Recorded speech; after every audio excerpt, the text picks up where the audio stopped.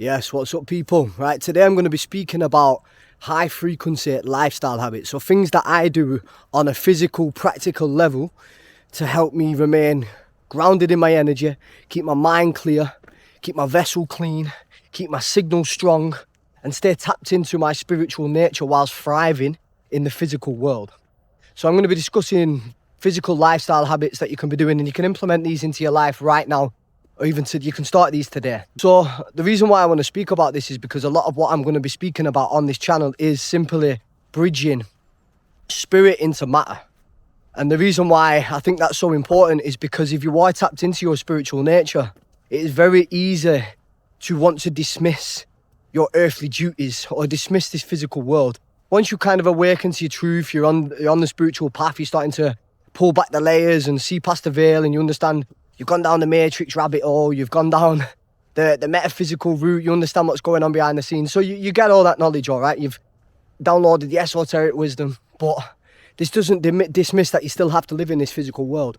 So that's one way you can go. You can go either too tapped into the spiritual and dismiss your physical duties, or you can be too immersed in the physical world, so caught up in your bills and you're stressed, and Jenny's fighting with Dom and they're having a breakup and there's family feuds going on and he's fighting with him, and like you can get caught up in the drama of the physical world as well. So I think it's very, very important to bridge the two, be able to stay connected to your spiritual nature, but thrive in the physical world as well, and still fulfill your duties in your earthly divine purpose here on earth, all right?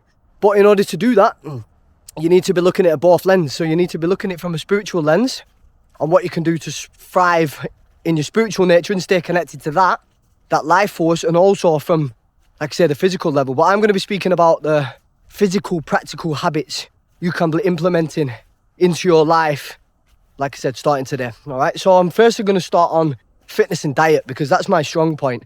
I'm actually, probably people on the channel don't even know, I'm a qualified personal trainer and fitness coach. So I've done 4 years in the fitness industry before pulling away from that and setting myself on this pursuit to do more teachings and long form videos and content and courses and ebooks, and what I'm kind of pursuing now. I'm still doing the one-to-one coaching, but yeah, predominantly sticking to the creative side of work. I love the creative stuff. But anyway, enough about me. So I'm going to speak about diet and movement. So firstly, diet. So I'm going to touch on that. It's a very complex, so I'm going to try and cover this in as minimal time as possible, but try and give you the most value I possibly can in minimal time, because diet is such a complex one. I could do a whole video on that, and I might even end up doing, if you do want to know more about these things I'm speaking about, please comment and ask. Like, your feedback to me is worth more than everything, because I just want to, the more that I know that you want, and I can give you the information you desire. Then the diet, so I'd be simply going for fresh organic foods. Okay, what does that look like? So you want to be going for things that come from the earth. I mean, if it's not good, doesn't come from the earth, it's more than likely not edible. So me, for example, I follow a 90-10 rule as well. I do have to put that in, because it's all right. Every time I've tried to go extreme on a diet, so I've done like extreme keto, done like extreme fasts, gone like cut out loads, like done a proper strict diet, it lasts and it works temporarily, but it isn't a long-term fix. And I like to talk about long-term practical habits on this channel, things that you can actually sustain for a long period of time, because that's where you see the greatest results, and it causes less pressure and less stress. So it's following a 90-10 rule. So have a 10, or you can even do 80-20, whatever works best for you. So you've got a little bit of wiggle room to enjoy foods that you love. I mean, I still love like sweet stuffs and cake. I'm not a big chocolate fan, but I like savoury stuff. I do like granola with like loads of chocolate and fruit and nuts and all that shit, right? But what I do is I'll batch cook 2 things every single week, okay? So I'll batch cook my veg, and I'll batch cook a banana bread, and then the rest of everything I cook fresh. So on the baked veg, I do chopped zucchini, parsnips, carrots, and what else do I do? Cucumber and aubergine. So I chop loads of them up, I'll put them in the oven, I'll season them with some garlic and salt and pepper garlic seasoning, and then I put a honey glaze them for the last 20 minutes. They go in the oven about 40 minutes on a lower heat, 4 or 5 maybe on the thing. I don't know what it is in Fahrenheit, I'm not sure. I'm not fucking Gordon Ramsay. But yeah, I'll bang them in. I'll do them twice a week, so I've always got my veg and my nutrients packed from my veg. I'll I put together like a side salad as well. I'll do that twice a week. So like chopped your tomatoes, cucumbers, spring onions. I put pumpkin seeds, sultanas in there, avocados. I'll start putting can't think, cucumbers. But yeah, you can get a bit creative with the salad. Make them twice a week, on a Wednesday, on a Sunday. That's what I do. So you've got your veg packed and sorted. And then I like to stock up on fruits as well. Berries, watermelons. I love watermelon. Watermelon's my favourite fruit, hands down. It's actually the highest in electrical content as well. Macros, nutrients, and you've also got like foods that are highest in alkaline and electricity. So you want to be touching all bases really. So you want your protein sources in terms of what you eat into. That's going to be down to you. I have red meat, just not all the time. I go to get prime cuts of steak from the butchers, which is like really lean and fresh. It's from a locally grown farm, local farm as well. So I know that the meat's grass fed. And then I get fish from the fish market as well. I avoid getting any meat completely from the supermarket. I avoid getting fruit and veg from the supermarket, bread from the supermarket. I get all them for local stalls and from little farmers markets and stuff close by. If you don't have them things close to you, just try and get the foods with the lowest ingredients on. So really you want to be eating single ingredient food. So food that is literally just one ingredient. So if it's got more than one, it's more than likely artificial, unless sometimes you add a little bit of salt in there or a little bit of seasoning and spices and things like that. But yeah, going for mainly single ingredient foods, where if you are supermarket shopping, is critical. Or once again, if they've got 2 or 3, it's normally all right as well. You want to be avoiding the ultra processed stuff, your crisps, chocolates, high sugar cereals. All this stuff is just going to fry your system, and it's going to cause all sorts. You can get parasites and things off eating too much sugar, and you want to be careful with ultra processed foods. I'm not saying you cut it out completely. I mean, if you can do that and you can survive from that, then fine. But me personally, I still like to have a little window where I can still enjoy these foods without it damaging the vessel. So yeah, I'll batch cut the veg twice a week, and then in terms of the banana bread, I'm not going to give you too much detail. I'll try and edit a picture on the screen of the banana bread. Oh my god, it's 10/10. Mwah. Fully organic, all natural, no added sugar, all natural ingredients. It's gluten free as well. I'll put the recipe down below if you want to know about the banana bread. So that's like my sweet little kick, because that's like a dessert to me. I put peanut butter on it, I put almond butter on it, and a bit of organic date syrup over the top, and it's like wow. So I enjoy a piece of that every single day. So that's like my sugar or my sweet cravings, my indulgent nature. I can indulge in that cake once a while, and I make like an English tea with that. So that's like my thingy, my ritual every day. So I'll have the banana bread with a nice English tea with a bit of honey in. I don't drink coffee anymore. I've cut caffeine out. I just don't like being too stimulated. So if you're gonna go for teas, drink herbal teas with this might end up just being I might end up just doing a nutrition video here, because we're coming into 8 minutes already. So yeah, stick for herbal teas if you're drinking, if you do like your warm drinks. I love herbal tea. I drink that most of the day. I have like a steel whistling kettle. It's like 2 litres, so sometimes I'll fill that up either halfway or full, and then I can keep reheating that then. So I'll put the tea bags in. I sometimes put herbs in there as well, licorice root. You can do cinnamon in there. What else do I put in there? Ginger, honey, lemon. Sometimes just like normal herbal tea bags. Yeah, you can get a bit creative with that as well, whatever you like. That's going to be personal dependent. And then for water, I've got a glass, like Voss water bottle, because glass, you want to be avoiding plastic realistically as much as you possibly can. So I'm from the UK at the minute, and you need to filter the UK tap water because it's packed with fluoride, it's packed with microplastics. I think there's even estrogen in the water as well. There's a funny little fact, someone told me yesterday that I think 80% of the waste water in the UK now is intoxicated, or what's the word I'm looking for? Is infected by ketamine, because there's like a ketamine pandemic in the UK now. So I think obviously from these people pissing in the water streams, in the toilets, and it's going in the water systems that much, it's diluted all the water. I mean, I don't think it's going to be getting flown back to drinking water, but you just don't know, do you? So it's better to filter this stuff. Don't want to be ketted up to be at work just by drinking the tap water. So filter your water. You can get a water filter for that. I've got a water attachment that I put on the tap that filters microplastics out, that filters fluoride out. It's like 99.9%. It were only £70, and you just attach it to the kitchen sink tap, and then that's my fresh flowing water sorted then. So I'll put a glass bottle, Voss water bottle. So get a glass one, because it's, once again, no microplastics. I put lime juice in there, Celtic salt, and then what else do I put in there? basil, sorry, not basil, mint, so lime, Celtic salt, mint and cucumber. Oh, beautiful. So I drink that every day as well. That's my water and my fluids, touch base with them. And then, yeah, protein source, I'm trying to think if I missed anything else in terms of the food. So protein sources, pick them wisely, go for quality over quantity. And then carb sources, I mainly stick to potatoes and jasmine rice or sticky rice. That's pretty much all I really have for carbs. I'll have some sourdough every now and again, and then obviously I have the banana bread and loads of fruits as well. So that's my carbs. I keep it simple with the carbs. I don't like to overindulge in them too much. I like a little bit of, I'll have sometimes on the weekend, I'll have like a fried eggs with sourdough, a little bit of farmhouse butter on there, a bit of kimchi. So I like a nice hearty meal sometimes. And I think, yeah, that's pretty much it in nutrition. Trying to think if I've missed anything. So no, batch cooking the fruit and veg, so you know you've got that base covered.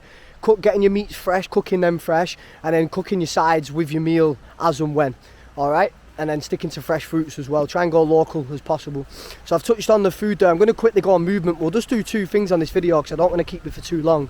So in terms of fitness and movement, what you can be doing to keep your energy grounded and keep yourself in your body and tapped in. So I like to do, this is also personal dependent, it's all going to be dependent on your goals. Me personally, I pulled away from like aesthetics or chasing any sort of vanity goals. I don't really have, obviously of course I like to keep nice and trim, I like to keep light, I don't like to overeat or eat in a surplus for too long, but I'm in tune with my body now though. I know when I'm overeating and when I'm going to be gaining weight. But some days I do overeat. I'm not perfect, I mean I'm still a human, I still overeat on the occasion. But I know when I've done it, I'm mindful. That's the difference now. It's not mindless eating. I mean, I'm mindful of my habits and behaviours. So, touching on the movement, I mean, find what fits best for you. Movement's one of them. You've got to find what your body likes. If you're constantly chasing vanity, this is where you can sacrifice movements that are actually going to be genuinely beneficial for your body, because everyone's biology is different. Me, for example, I go more calisthenics work. I still do like dumbbells and machine work, but I keep it simple now in the weight training. I've been doing weight training for over 10 years now, and yeah, I've done enough in the lifting department to understand what works well for my body and what doesn't. If it doesn't, then just try things out, get a bit creative, find what you enjoy. If you can take away the pursuit and the goals and always trying to look good and feel good, and I mean, you're always going to feel good with the movement, but then you can kind of tap into what your body really wants to do and listen in. I'd always go from an intuitive standpoint of what your body wants to do and listen and ask yourself, like, what movements would they like to do today? For me, walking's every day, nature's a non-negotiable. I do that every day for, obviously, yeah, the steps, the physical side, but obviously my mental as well. It helps me get in a creative flow, helps me clear my mind, helps me ground my energy. Nature's really good to regulate the nervous system, so spending time out in nature is going to really help you regulate and stay grounded. You can put your feet on the grass as well. That allows your body to release electrical currents into the ground, which we store in our body from our devices. So that can be a really good technique to keep your energy grounded as well. So yeah, time out in nature, walking, that's a non-negotiable. I love martial arts as well. I no longer spar or do go to a club anymore, just because the environment's a little bit intense for me at the minute. I'm like in a little bit of a down. I'm just trying to keep my nervous system like on point and just really regulated at the minute, so I'm avoiding like any high impact sparring and stuff at the moment. I'll probably end up going back into it in the future because I do love it, so I'm just sticking to like bag work, shadow boxing. Muay Thai is my background. I absolutely love Muay Thai, but find a martial art that fits you. So again, you don't need to be a super duper like a champion and fighting everyone all the time. Just do it for yourself, find what your body moves. I love striking and my body moves like fluid on doing the bag work, and I can get in a flow state. There's no distractions. I can fully like tap into that creative flow. And that's when you've started to really enjoy what you're doing then, when you've got no distraction and you can tap into that creativity with your movement. You can unlock the natural flow of the body and what your body actually wants to do. So martial arts for me, perfect. Lifting, going on walks, and then I run as well. I've done mad like trail marathons and high long distance endurance and stuff. I enjoyed it, loved it, but once again, that like high level competition and pushing yourself to that limits at the minute, it's not for me. I like to just keep my body in a good state. I don't like to put too much stress, because you've got to be careful as well. Like you can put too much stress on the body, and when you do that, that's going to put you in a state of fight or flight, so it's going to knock you out of that regulated state, so it's going to be hard to operate. That's when, like I said at the start of the video, if you're overstretching and you're overtraining, your body's going to be you can get OTS, overtraining syndrome, and you're going to be in a state of fight or flight. Or is it a sympathetic? It's going to be in a sympathetic state and you're going to be in a state of fight or flight, so you're going to be losing that channel. You're going to lose that signal from overtraining. So find the sweet spot, find what works for you, and execute that. For me, 3 lifting sessions a week, push-pull legs at about 70-80% RPE, which is close to 70-80% close to max, all right? Sometimes 50 to 60, depending on how I'm feeling in my recovery. I do saunas as well, 3 to 4 times a week with cold showers and cold baths. Sorry, cold showers and cold plunges. What else? So I do the PPL and I run 1 to 2 a week, and I do bag work 2-3 times a week as well. That for me is perfect. Like, I've got good recovery time, good response time. I can execute all my workouts efficiently, and everything's bang on. I don't macro track or anything anymore. I just eat what feels good in the moment. I've got a good routine with my food. So I'll have my breakfast around, I've not had it yet today. Sometimes I do fast if I feel like fasting. But I have my breakfast around 10-11 a.m. and then I'll have my brew and my banana bread. My breakfast I normally have like eggs, and I'll have loads of fruit. So I'll make 4 eggs, Celtic salt, bit of pepper, and then I'll have like watermelon. I sometimes have some veg if I've got some of that cooked veg that I was on about. I'll have a bit of that, bit of kimchi, berries, yeah, just even some nuts sometimes. So I just make a nice little feast there in the morning. Have my banana bread midday just to keep me ticking over, and then I'll have a nice hearty tea, and then sometimes might have a snack in the evening for my tea. Sometimes meat, potatoes, a good bit of veg. I get a bit creative with the teas. Sometimes I like to make stews and just got to get, once again, find what works for you in terms of what you're going to have for a hearty meal for your tea. And then I like to have a little bit of dates and peanut butter and a pot of tea at night. That's my typical routine, what it looks like. It does differentiate and change on the occasion, but the majority of the time, that's what it's looking like. Right, so I've covered nutrition and fitness there. So what I'm going to quickly touch on now, I've done hot and cold therapy as well, which I think is really good. And the final thing I'm going to speak about is the breath. I think this has been one of the most important tools that I've utilised over the past 12 months, just to keep my nervous system regulated, keep me grounded, and keep me out of that state of fight or flight. Let's not kid ourselves. The external world is chaos. We cannot escape the chaos. It's always going to be around us. It is always going to try and come and find us. Especially what I've realised is the more regulated and grounded you become, the more stable you are internally, the more stability you have, the more the chaos is drawn to you. Because that could be from that doesn't even necessarily mean to manifest in the form of a human being. That can be just any form of chaos. It wants to be around you because it feels safe around you, because you're grounded, you're regulated, and you're stable inside. So why this ties into the breath is the anchor to the present moment. So every time you're feeling a little bit heightened, you're feeling a little bit erratic, your energy's a little bit off, tap into the breath. Deep inhalation through the nose, out through the mouth. Belly breathing, box breathing. Inhalation for 4 seconds, hold for 4 seconds, out for 4 seconds, hold for 4 seconds. There's so many pranayama, another technique. There's so many different techniques. I'll just let you do your own research in terms of which avenue you want to go down with the breath. There is typical practices you can actually do, but for me, the most beneficial element of the breath work is just to simply, throughout your day, keep tapping in. And the more you do it and the more relief and benefits you see from it, the more it'll just become autonomic. So instead of you thinking about going and taking drugs, or thinking about having a wank, or thinking about scrolling on your phone when you're feeling a bit stimulated, or you want to escape the way you feel, you then retrain your body to automatically tap into the breath as your autonomic reset button. So every time you're feeling heightened, boom, the breath's there for you. The perfect tool to reset, reground, recenter your energy. So I think with tapping into having a good practice for your movement, having your nutrition dialed in, having your vessel nice and clean and nice and pure, and having breath work as your anchor, using hot and cold, you'll thrive. You're going out in nature, grounding yourself, you'll thrive in this physical world if you can do those things. And if you can do these things consistently, don't put any pressure on yourself as well, because I understand the world's chaotic. Every single day is different. But just know that these tools are there for you. They're there for you at every given time. Everything I've just discussed, so despite buying the food, it's all for free. It's all free. I mean, the food should be free because everything I'm discussing comes fresh from the earth, so we shouldn't even have to pay for it. But that's a story for another day. We do have to pay for it, so you're going to have to suck that one up and get to work and buy some nice quality food, aren't you? But yeah, I think aligning them, because it's our responsibility. Think about this. This is a vehicle and a car that we're driving around the physical world. It is our responsibility to keep that clean. It's our responsibility to make sure that signal and that channel is clear.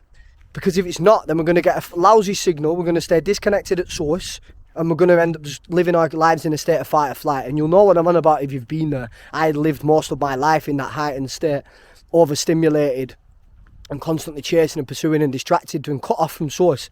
So once you find that and you get that signal, it's your job then to protect that and keep that online. And if you do lose it, if you do lose it, then it's your job to heal yourself, repair and get back connected to that. I'm just going to finish the video on a few things to like avoid at all costs. So talk about what you should do, but what you should do is probably more important. For me, alcohol and drugs and substance, they've been a big part of my life for so many years. So cutting them out has been really difficult. It took me 2 years of very hard work to be able to get full control over it. Now I can pick and choose. Sometimes on the occasion I do go out for a drink and it's like over months at a time. But I regret it instantly because it cuts me off completely from source. As soon as I have an alcoholic beverage and I end up drunk, that's it, I'm disconnected from source, and it takes me a couple of weeks to fully repair and come back online. And alcohol and drugs, they completely numb you and shut you off. They take your soul away. You stay disconnected at source. So be careful and avoid these things, or just, I'd say, cut them out completely if you can. If you're not ready to do that yet, at least start limiting them and cutting them out. Also, toxic friendships and people involved in the drama all the time. Cut these people out of your life to make space and protect your energy. Media and things that are gonna pull you out of your center. Even family. You know, cut off and make space from people that are constantly having a negative impact on your energy. And be mindful of it as well, like analyse how you feel around specific people. If you're around someone and every time you leave their energy you feel like shit, that's a sure sign. Your body never lies. It's a sure sign that you need to cut this person off, or at least make some space between yous. What else? Is there anything else? So you've got to think about negative input coming in from the mental standpoint, and then what you put in your body. So food as well. Watch out for ultra processed food, eating garbage, watching shit on TV, scrolling too much on hyper-stimulating apps like TikTok and Instagram and things like that. You want to be careful of that, or at least dose it and cut it down. Limit these things. Getting good quality sleep, I can't believe I've not mentioned that. So get your circadian rhythm in check. Your rise and your fall to be similar times each day. Sunlight in the morning, get that done first thing before 10 a.m. I'm trying to like cram everything in the limited time that I've got. I think a 20-minute video is good. We're gonna cover the vast majority of these topics, but yeah, just doing these basic stuff. But you know, once you start doing it and you see the benefits and you feel how much clearer your mind is and how much you can channel and how much your intuition comes online, you'll be like, yeah, I understand what works for me now. So you just rinse and repeat. And what works for me is going to be different for you. So you've got to take the knowledge that I'm giving you today, apply that, and then just fine-tune it to your own lifestyle. Fine-tune it to your own biology. Fine-tune it to your own, what you like and dislike. So yeah, I'm going to leave it at that because I think we are coming up to 20 minutes. I've got a lot of information there for you. I feel like I've just completely dumped it and thrown it at you all. But I'd say just go back on the video, take out and write down and dissect the things that are relevant to you. And then you can start writing them down and applying them. I'm going to put a free ebook down below, the God Frequency. Everything I've spoke about is in that ebook. So download that. It's completely for free. And then you can use that as like a reference point to start applying these things into your day-to-day life. Love, peace, Earth Ones. I will see you very soon. Bless.